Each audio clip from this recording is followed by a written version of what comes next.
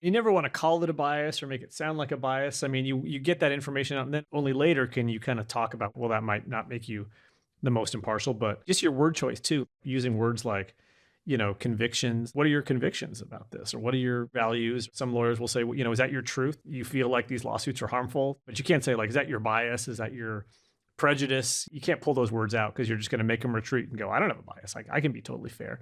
And what a lot of lawyers forget is that, like, you never want to say the juror is the unfair one. It's always like, you flip it around. I always say, do you feel like the law is unfair? Because in their minds, that's what they're thinking. I'm fair. Like a tort reform juror is like, I'm fair. The law is not fair. And so if you try to reverse that, you're not going to get anywhere because they're just going to say, no, I can be fair. I can be impartial. Because to them, they really are, they're not lying to you.